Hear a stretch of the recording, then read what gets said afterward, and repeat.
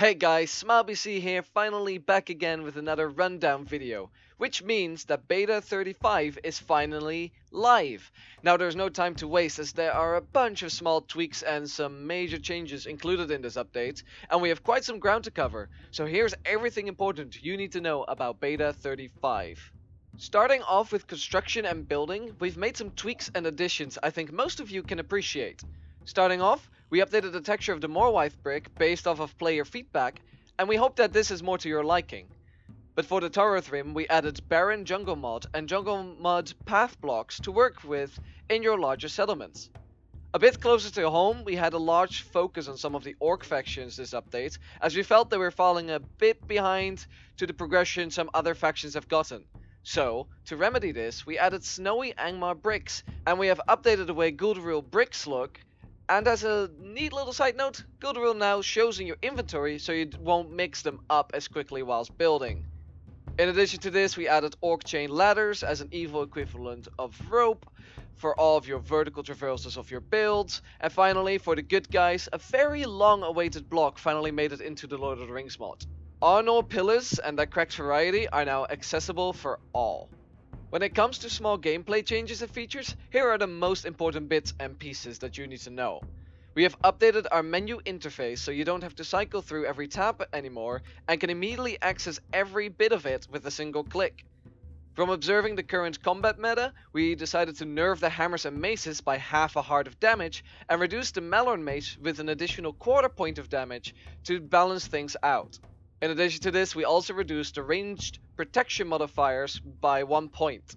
We changed the horses of Rohan to no longer get insane jump heights, but instead, horses from Rohan are much more likely to be in the top end of the vanilla scale. To balance this with evil spiders climbing over walls, they can now only climb for a limited amount of time before their stamina gives out. For the Autumnal Raiders out there, it's important to note that we updated the Balrog moveset to include a charge attack. And we fixed the fact that Ice Wargs were not capable of dropping the Chill of Daedalus. Alright, moving on to Orcs, we aren't quite done with you yet. Besides the construction updates, we have a few more things for you. We updated the designs of the Warg and the Spider Pit, as they were quite old and we hope you like the new designs to freshen things up a bit. In addition to that, we added a black Orc Fortress to the Mordor structure generation. Note that this is now the new location to get black Orc units from the Black Orc captains. Finally, we restricted the poisoned arrows recipe to Orcish and Near Harad crafting tables, and Orcs now have a chance to shoot poisoned arrows. That should cover most of the small features, so let's talk about the big three things: alignment, pledging yourself to a faction, and finally, the conquest system. First off, alignment. We are continuously seeking to improve on the alignment system to represent the Lord of the Rings better within Minecraft. You've already seen some of these changes happen over the last few updates, and we made more that hopefully gets us even closer to the right feeling for the game. First, we changed the alignment point system from an integer to a float, meaning we now have decimals.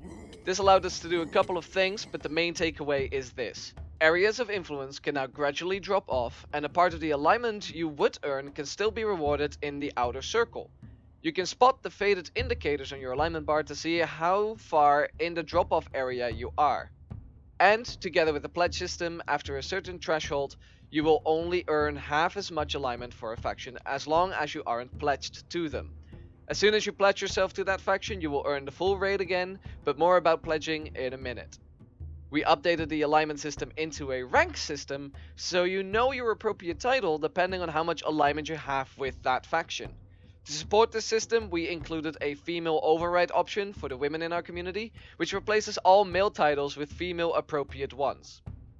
Furthermore, we included whether a faction supports war crimes or not. This means that the regular citizen NPCs, depending on the faction you're fighting for, may no longer grant you alignment. Not every faction in Middle-earth supports the slaughter of citizens and the innocent, and this allows us to deviate evil from necessity. Alright, I have mentioned the pledge system several times now, but what exactly is it? Well, once you have chosen a faction you want to help, you can pledge your service to them and join the party full time. This will unlock some of the faction's units for hire. As mentioned before, you can earn the full alignment rate again. It also reduces the cost of hiring units and unlocks the rank titles that are exclusive to pledge players. Be wary though, because once you have pledged yourself to a faction, you will suffer an alignment penalty if you break your pledge. You can desert your faction at any point, but if you attack NPCs and units that are part of the faction or of its faction's allies, it will break automatically. And on top of all of that, it allows you to participate in the conquest for that faction. So, let's cover that real quick. First of all, you can access the Conquest Interface by right-clicking on a table of command. You can scale the map size on the table of command by holding Shift and right-clicking. You can see your pledged faction, allied factions, and enemy factions conquest inside the interface. There are 3 different tiles that can appear on the map. Red tiles mean your faction will be able to spawn there because of the conquest. Black tiles mean the conquest won't do anything in that area. These regions are best avoided to conquer as it generally is a waste of effort. And finally, striped tiles mean that one of your allied factions will spawn there instead of your own, so you can lend support to their efforts without having to leave your faction. The way you conquer land for you or your allied factions is by killing enemy units in that region. Your hired units will earn you a quarter of the normally earned conquest points, and this slowly accumulates on the map to increase the spawn chance of friendly NPC. The conquest will slowly decrease over time though, so you have to actively engage and occupy lands, simulating every changing tide of war in single and multiplayer. And if an enemy faction already has conquest over an area, you undo their efforts first before you start gaining your own.